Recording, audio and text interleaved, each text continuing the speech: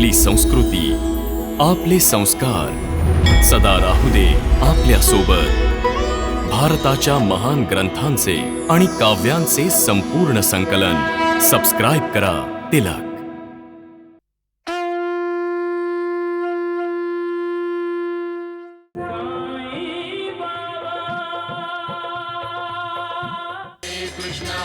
कृष्ण कृष्ण कृष्ण हरे हरे, हरे राम राम राम हरे हरे, हरे कृष्ण कृष्ण कृष्ण हरे हरे, हरे राम राम राम हरे हरे, हरे कृष्ण कृष्ण कृष्ण हरे हरे, हरे राम राम राम हरे हरे, हरे कृष्ण कृष्ण कृष्ण हरे हरे, हरे राम राम राम हरे हरे, हरे कृष्ण कृष्ण कृष्ण हरे हरे.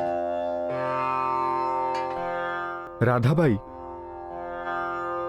आत्ता काही वेळापूर्वी तुम्ही साईबाबांकडून उपदेश घेतला आणि आता आरती कोणा दुसऱ्याची? कुणा दुसऱ्याची नाही, मी साईबाबांचीच आरती करते. साईबाबांची?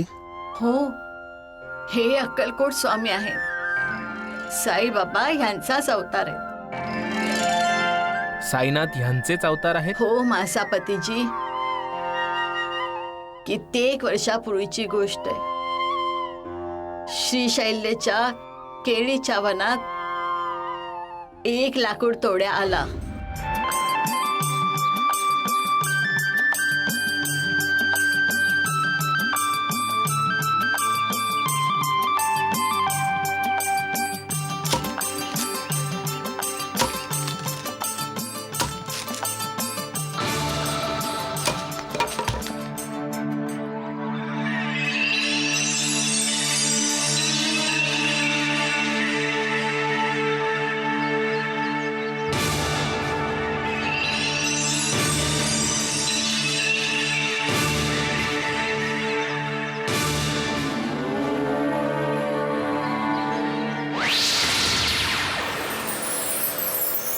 रक्त, तेही मुंग्यांच्या वरुणातून. दिव्य प्रकाश. अरे देवा, मुंग्यांच्या वरुणात एखादा साधू तपस्या तर नाही ना करते?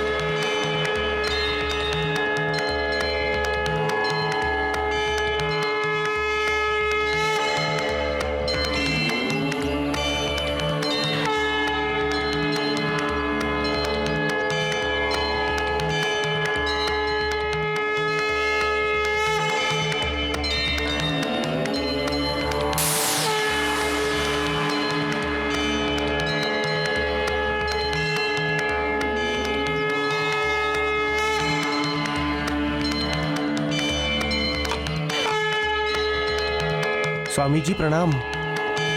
मला माफ करा स्वामीजी, माझ्या हातून चूक झाली.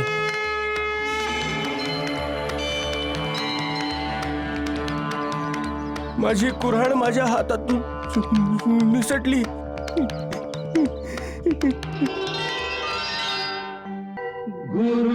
गुरुर्ब्रह्मा गुरुर्विष्णू गुरुर्देव महेश्वरा गुरुर्साक्षात् परब्रह्म तस्मै श्री गुरुवे नमः तस्मै श्री गुरुवे नमः. प्रगट झाल्यानंतर अक्कलकोट स्वामीजींनी साऱ्या भारतभर भ्रमण केलं. ते कलकत्त्याला गेले, पंजाबला गेले, तीर्थयात्रा करताना ते देवलग्रामला आले. देवलग्रामहून राजूर आणि मग राजूरहून पंढरपूर, पंढरपूरवरून मंगलवेढ्याला आले. मंगलवेढ्यात बसाप्पा तेली राहत असे. भोळा भाबडा, गरीब, निष्पाप. एक दिवशी तो लाकडं तोडायला जंगलात गेला.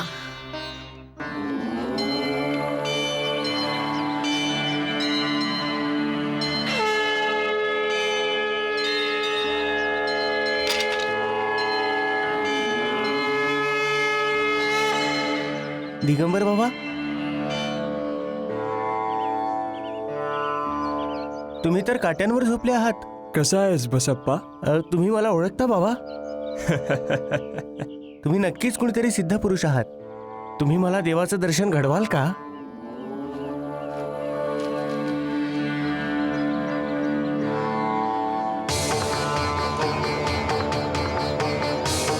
दिगंबर बाबा,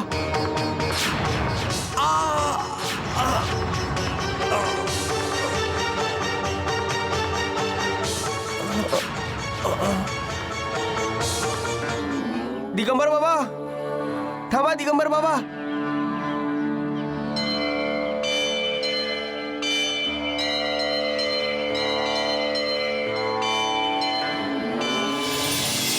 तुझं कल्याण हो बसप्पा. साप! दिगंबर बाबा, मला वाचवा. हा साप अचानकपणे इथं कसा काय आला? हा तुला भेटायला आलाय बसप्पा. उचल त्याला. काय? साप उचलू? हो बसप्पा, उचल. तुझं कल्याण होईल बसप्पा. नाही उचल याला. नाही दिगंबर बाबा. उचल बसप्पा, उचल.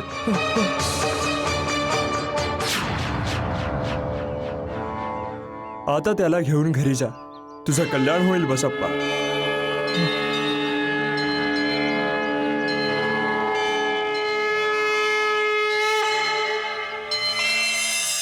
साप?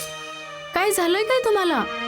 जंगलात कोणीतरी तुम्हाला सांगितलं की साप उचल, तर तुम्ही सापाला उचलून घरी आणलं? आता कोणा साध्या सुध्या माणसाने नाही सांगितलंय, दिगंबर बाबांनी सांगितलंय. कोण दिगंबर बाबा? आपल्या बायकोचं म्हणणं कधी ऐकत नाही, आणि त्या बाबांचं म्हणणं ऐकलं नाही तर घेऊन पण आलात ही ब्याद घरी.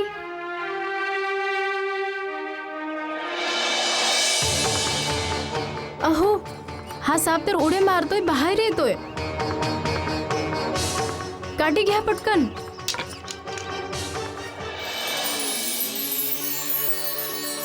अरे, हा तर सोन्याचा साप आहे. दिगंबर बाबांनी मला सांगितलं होतं की सापाला उचल, तुझं भलं होईल. आणि मी मूर्ख त्यांचं खरं स्वरूप नाही ओळखू शकलो. समोरच ईश्वर होता आणि मी त्यांनाच म्हणत होतो, मला मला ईश्वराचं दर्शन घडवा. दिगंबर बाबा, दिगंबर बाबा, तुम्ही कुठं आहात दिगंबर बाबा? दिगंबर बाबा, दिगंबर बाबा, कुठं आहात?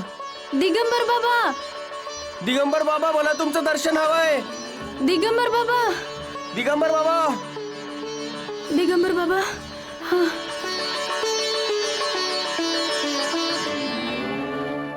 प्रणाम बाबा. आणखी साप पाहिजेत?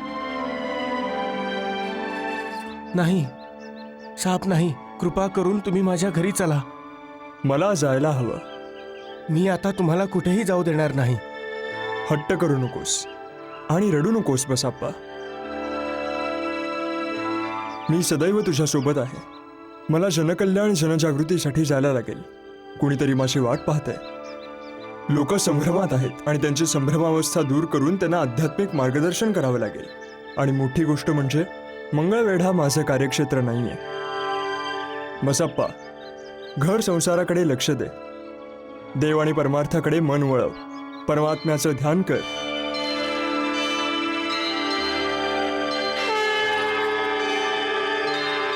तुझं कल्याण हो बसप्पा.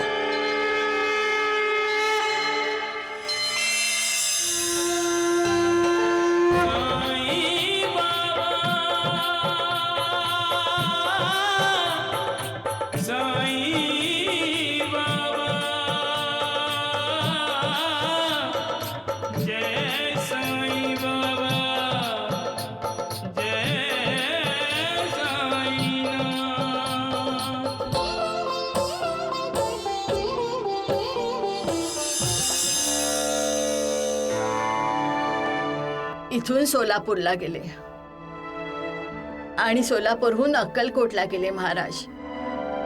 अक्कलकोटमध्ये त्यांनी साईबाबांसारखेच चमत्कार केले. लोकांचं मार्गदर्शन केलं, पीडितांचा उद्धार केला, अंधविश्वासूंचे डोळे उघडले. अक्कलकोट राज्याचे राजा मालोजीही त्यांचे भक्त होते. अक्कलकोट हेच त्यांचं कार्यक्षेत्र होतं. म्हणूनच ते अक्कलकोट स्वामी या नावाने प्रसिद्ध झाले. ह्या क्षणी स्वामी समर्थ माझ्या समोर उभे आहेत महासापतीजी. साई कथा अनंत है, साई नाम अनमोल, जन्म सफल हो जाएगा, साई साई बोल. सुख धाम धन धाम, गुण धाम यश धाम, भक्त वत्सल दीन बंधु बाबा तुझे प्रणाम. साई बाबा तुझे प्रणाम, साई बाबा तुझे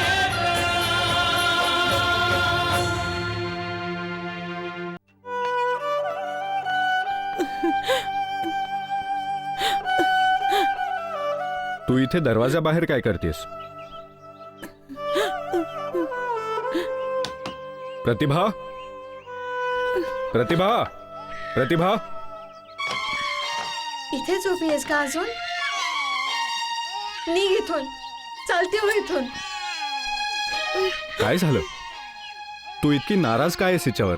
ही भरवशाची नाहीये. हिने स्वतः प्रसादला सांगितलं की हीच याची आई आहे. म्हणून प्रसाद मला आई समजत नाहीये, हिलाच त्याची आई समजतो. जेव्हा आई समोर नसते तेव्हा हा रडायला लागतो आणि ही समोर दिसल्यावर रडणं विसरून शांत होतो. कोण जाणे काय जादू केली हिने ह्याच्यावर. म्हणून मी हिला कामावरून काढून टाकलंय. आता इथे थांबून आमची तोंड काय बघतेस? चालती हो इथून, निघून जा. मी माझ्या प्रसादला स्वतः सांभाळेन. आम्हाला तुझी काहीही गरज नाही. निघून जा. साहेब, असं नका करू साहेब, असं नका करू. मला मला या कामाची खूप गरज आहे. मी तर फक्त प्रसादला शांत करण्यासाठी म्हणत होते की मी त्याची आई आहे. आणि तुम्हीच सांगा साहेब की मी जर म्हटलं की मी त्याची आई आहे तर प्रसाद का माझा मुलगा होईल का? नाही साहेब, नाही. तुम्हीच विचार करा ना साहेब. प्रसाद किती लहान आहे. अजून तर त्याला बोलता पण येत नाही, फक्त रडत असतो. आणि मी तर फक्त त्याला शांत बसवण्याचा प्रयत्न करत होते. माझ्यापासून माझी नोकरी नका हिरावून घेऊ साहेब. माझ्यावर दया करा, दया करा.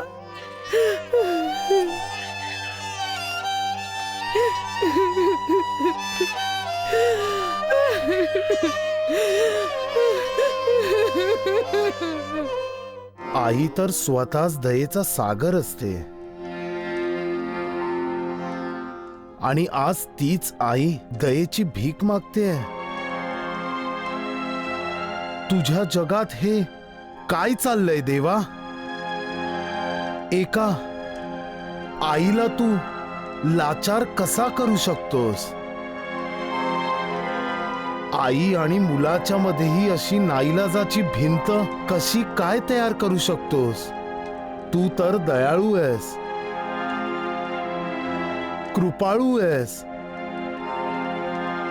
तर मग तुला एका आईवर दया का नाही येत? आपल्या मुलासाठी आई मोठ्यातलं मोठं दुःख सहन करते, कुठलाही धोका पत्करू शकते, सगळं काही सहन करते. पण जर तिचा संयम सुटला आणि ती रागवली तर तू स्वतःला कसा वाचवशील देवा? एका आईच्या क्रोधापासून वाचण्यासाठी आईचीच ढाल पाहिजे. एकच मार्ग आहे देवा, कृपा करा, कृपा करा देवा, कृपा करा, दया कर देवा, दया कर, दया कर. बाळा शांत हो बेटा, शांत हो बाळा. सांगितलं ना रडू नको. आता जर तू शांत नाही बसलास तर आणि रडत राहिलास ना तर मालकीणबाई मला कामावरून काढून टाकतील. मोठ्या मुश्किलीने मला त्यांनी पुन्हा कामावर ठेवलं आहे. शांत हो ना. हे बघ राजा बाळा, जर मालकीणबाईंनी मला नोकरीवरून काढलं ना तर मला तुझ्याजवळ नाही राहता येणार. हा, शांत हो, शांत हो ना. सांगितलं ना शांत हो म्हणून. शांत हो, मी सांगते शांत बस. शांत हो, शांत हो ना. काय झालं? माझा प्रसाद काय रडतोय?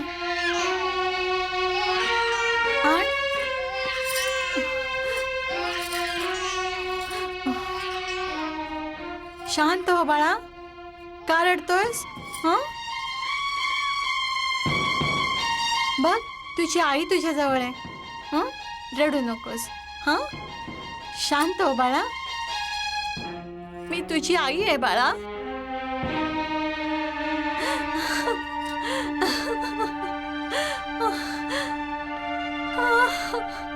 अरे बाळ तर शांत बसले, पण तू काय एवढी हसायला लागलीस? आज पहिल्यांदाच प्रसादने माझं ऐकलं आणि रडणं बंद केलंय. माझ्या बाळा,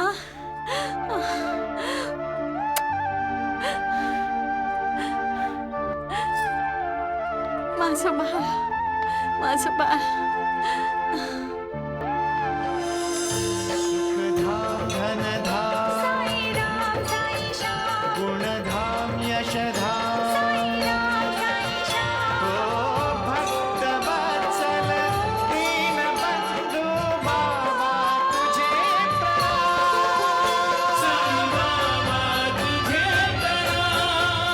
भिक्षाम देही आई, भिक्षाम देही. दादा,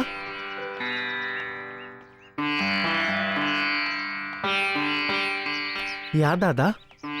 तात्या, आई नाही आली? आई माझ्यावर रुसली आहे का? नाही दादा, पण हा, तू एकदम योग्य वेळेत आलायस. मी आता जेवायलाच बसत होतो. अच्छा, ये दादा. नाही तू खा. ये तर, एकत्र खाऊ. ये ये दादा, ये. तात्या, जग जरी माझ्यावर रुसलं तरी मी सहन करीन. ईश्वर माझ्यावर नाराज झाला तरी मी तक्रार नाही करणार. पण आईचं रोसणं, तिचं नाराज होणं मी सहन नाही करू शकणार. आई रुसली तर भाग्य रुसलं, जीवन रुसलं. आईचं अस्तित्वच घराला पवित्र मंदिर बनवतं. आई त्या दीप ज्योतीसारखी असते जिचा प्रकाश कधी डोळ्यात खुपत नाही.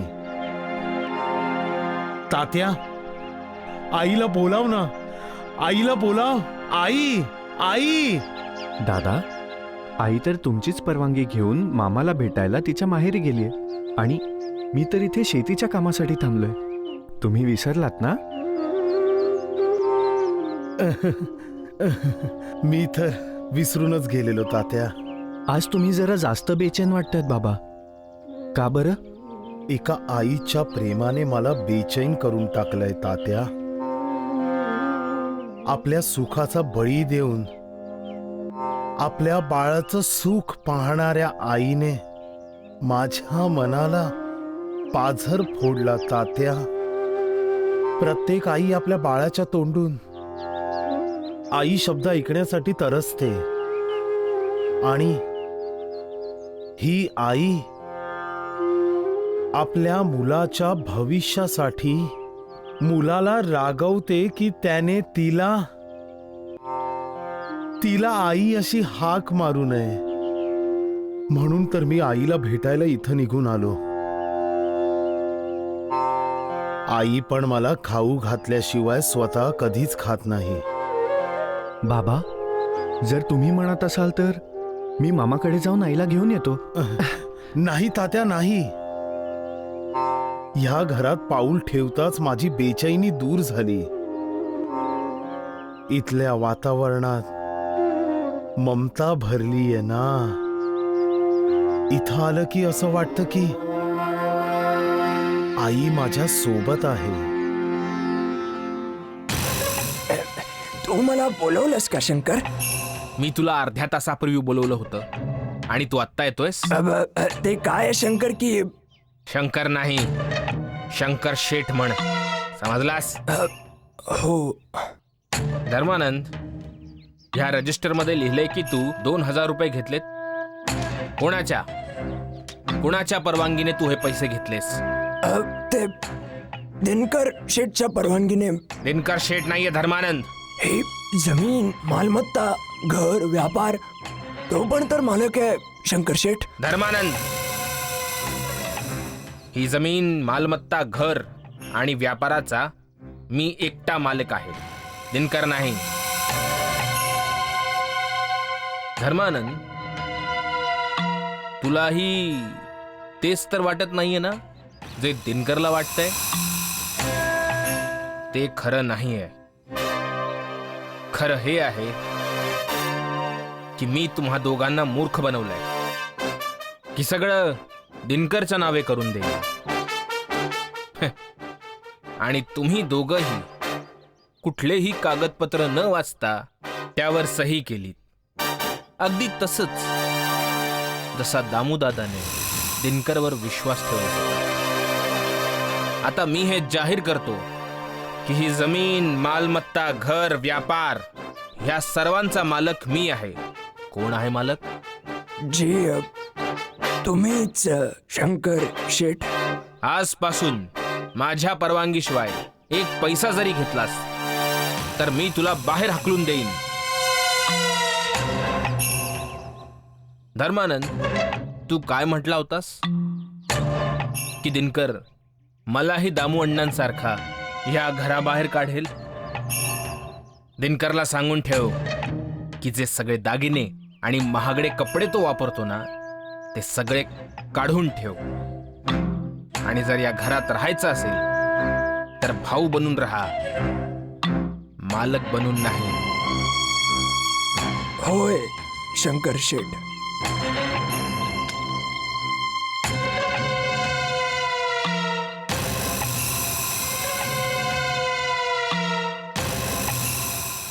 शंकर शेठ, या अपमानाचा बदला मी नक्की घेईन. तू कृतज्ञ आहेस. ही जमीन, मालमत्ता, घर हे सगळं तुला माझ्यामुळे मिळालंय आणि तू माझ्यावरच डोळे वटारतोयस. फोडून टाकीन मी हे डोळे, फोडून टाकीन. स्वतः कृतज्ञ असून दुसऱ्याला कृतज्ञ म्हणतोय हा तुझा माणूस देवा. हा दुसऱ्याचा अपमान करताना अजिबात विचार नाही करत आणि स्वतःचा अपमान झाला तर सापासारखा डसायला चाललाय. आपली महत्वाकांक्षा पूर्ण करण्यासाठी कुठल्याही थरापर्यंत खाली जातो हा. कुणाचीही पर्वा नाहीये त्याला. ज्या ताटात जेवतो त्याच ताटात घाण करतोय. विसरून जातोय हा तुझी शिकवण. विसरून जातोय तुझे नियम, कायदे. असं म्हणतात की जशी कर्म तशी फळं, जशी करणी तशी भरणी. जो दुसऱ्यांसाठी खड्डा खणतो तो स्वतःच त्या खड्ड्यात पडतो आणि मग त्याला मदत करण्यासाठी, तिथून बाहेर काढण्यासाठी त्याला कुणी हात देत नाही. मग त्याला राग येतो. कोण समजावणार तुझ्या या माणसाला देवा? का बनवतोस असे नमुने? का देवा, का? कधी कधी तुझा हा खेळ, तुझी लीला माझ्या समजण्याच्या पलीकडची आहे. हो,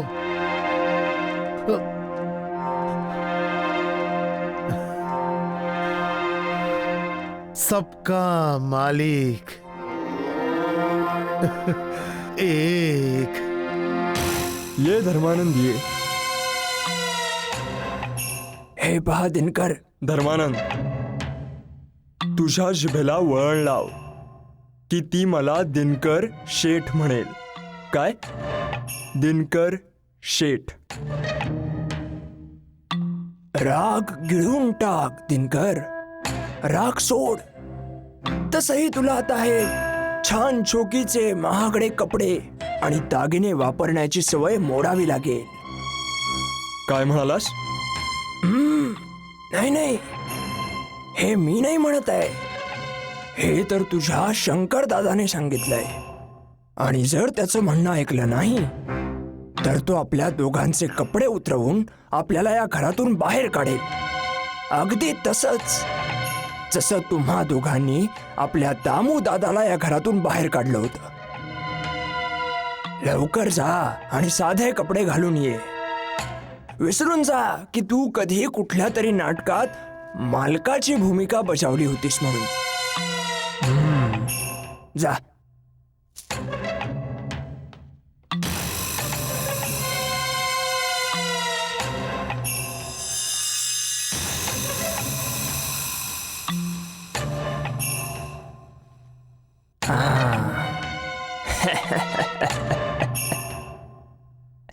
आता बरोबर आहे.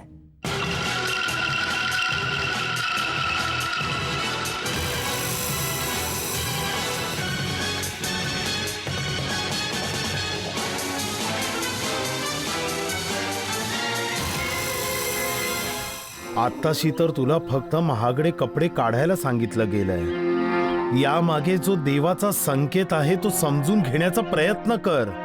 तो तुला समजावण्याचा प्रयत्न करतोय की तुझ्या कपड्यांबरोबरच तू तुझा अहंकार देखील उतरवून ठेव. आपली चूक सुधार. कुटुंबात जी दरी निर्माण झालीये त्यांना बुजव.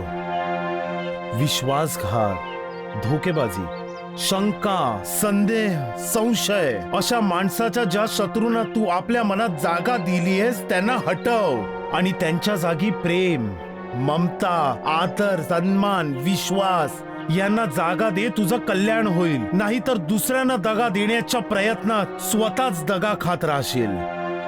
लक्षात ठेव, जिथं विश्वास आहे तिथं माणूस सुखाने श्वास घेत राहू शकतो आणि अशा स्थानांमध्ये ईश्वराचा निवास असतो. सबका मालिक एक. अरे बंडू, इथं ये. हे काय चाललंय? कसला गोंधळ आहे हा? बाबा, पाहुल्यांचा नाच दाखवणारा आलाय, हलवणारे चित्र दाखवणारा आलाय. बाबा तुम्हीही चला ना. हो हो, चला चला, मीही येतो.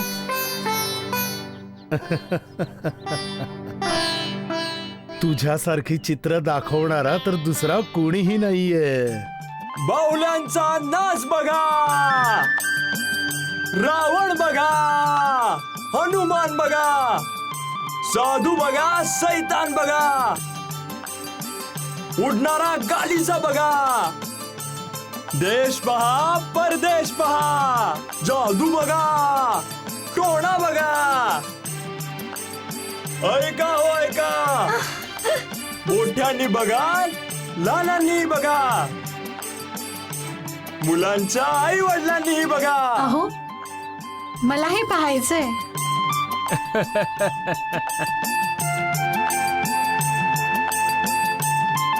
अगं हा लहानांचा खेळ आहे, लोक हसतील. मग हसू द्या ना, पण मला हे पाहायचंय. सुशीला, ते पहा, नूर आणि लक्ष्मीची आई पाहतायत ना. देश पण पहा, परदेश पहा. पण आपल्याकडे पैसे नाही. माझ्याकडे आहेत, आहेत माझ्याकडे. जा मग पाहून घे. मातापतीजी, ऐका की वहिनीचं म्हणणं. थोड्या वेळासाठी आपणही लहान मुलं होऊया. चला चला. माणसाने मुलं बनणं चांगली गोष्ट आहे, कारण मूल होणं याचा अर्थच आहे की माणसाच्या आतील माणुसकी शिल्लक असणं आणि त्याचं निष्पाप असणं. या या सगळ्यांनी या. माऊल्यांचा खेळ पहा, देश पहा, परदेश पहा, सगळ्यांनी या. मोठ्यांनी बघा, लहानांनी पहा, मुलांच्या आई वडिलांनी पहा. या या सगळ्यांनी या. उडणारा गालीचा पहा, जादू पहा, कोणा पहा, सगळ्यांनी या, लवकर या. मोठ्यांनी या, लहानांनी या, मुलांच्या आई वडिलांनी या.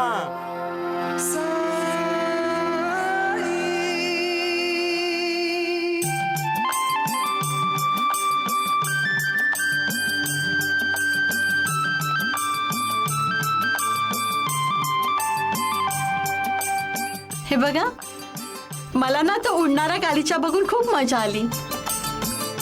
मला तर केवळ साईनाथ दिसले. साईनाथ? आपल्या दोघांना वेगळं कसं काय दिसलं? आणि तसंही त्याच्याकडे साईनाथांची चित्र कुठून येतील? ठाऊक नाही, पण मी तर फक्त साईनाथांना पाहिलं. तेही मोठ्या प्रेमाने पाहत होते माझ्याकडे.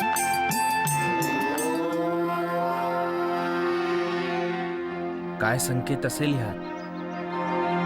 आठवतंय जेव्हा आपला मुलगा होता तेव्हा असाच चित्र दाखवणार आला होता शिर्डीत. आजही असाच चित्र दाखवणार आलाय, पण आपला मुलगा नाहीये. ऐकलत का? आपला मुलगा आहे.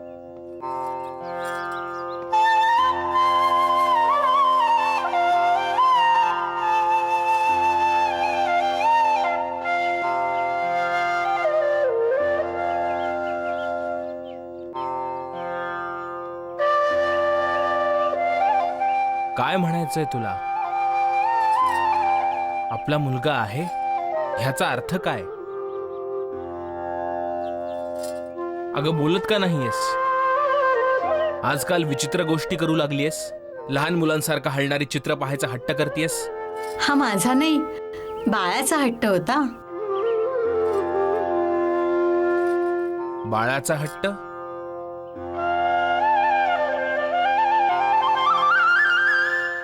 आणि तसंही आम्हा बायकांना अशा परिस्थितीत निरनिराळ्या इच्छा तर होतच असतात.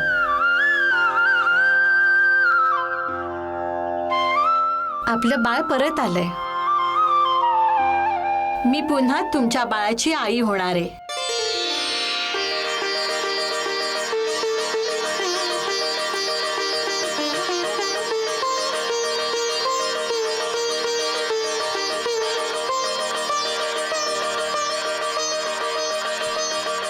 म्हाळसापती, तू अजूनही इथंच उभा आहेस? जा म्हाळसापती, आपल्या संसाराकडे लक्ष दे.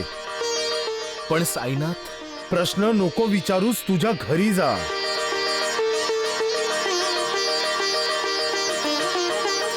जशी तुमची आज्ञा साईनाथ. जा. आता मला समजलं की साईनाथांनी मला त्यांच्यापासून दूर का ठेवलं. साईनाथांची लीला अगाध आहे. त्यांची कृपा अपरंपार आहे. मी साईनाथांचं दर्शन घ्यायला जातोय. साईनाथ. उठ म्हाळसापती, उठ. तुम्ही दयाळू आहात साईनाथ. नाही म्हाळसापती, खंडोबा दयाळू आहे. जेव्हा कुलदैवताची कृपा होते तेव्हाच माणसाचं कल्याण होतं. तुम्हीच आमचे कुलदैवत आहात. तुम्हीच आमचे खंडोबा आहात. तुमच्याच कृपा प्रसादाने आम्ही दोघं आई वडील होऊ साईनाथ.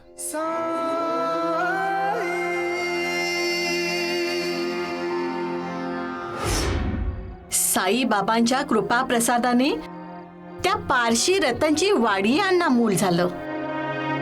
अहमदनगरच्या दामूला मुलगा झाला. आणि तुम्ही साई बाबांना अंतर्यामी म्हणता ना तुम्ही? मग साईबाबांना हे माहित नाही की तुमचा एकुलता एक मुलगा आता नाही राहिला? मग त्यांना हे नाही समजत की तुम्हालाही मुलाची गरज आहे म्हणून?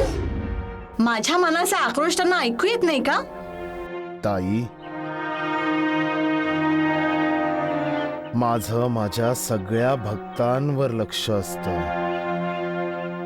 मग तो माझ्या कितीही जवळ असो किंवा कितीही दूर. मला प्रत्येकाच्या मनाचा आक्रोश ऐकू येतो. मला क्षमा करा साईबाबा, मला क्षमा करा. उठ ताई. प्रत्येकाला आपल्या कर्माचे भोग भोगावेच लागतात ताई. मी तर केवळ कर्म बंधनातून लवकर सुटका मिळवण्यासाठी मार्गदर्शन करतो.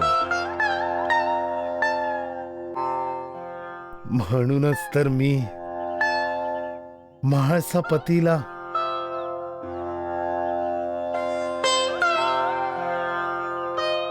खंडोबाच्या यात्रेला पाठवलं. आम्ही आपले कृतज्ञ आहोत साईनाथ. अशीच कृपादृष्टी आमच्यावर असू दे साईनाथ. अशीच कृपादृष्टी असू द्या. कल्याण हो तुम्हा दोघांचं.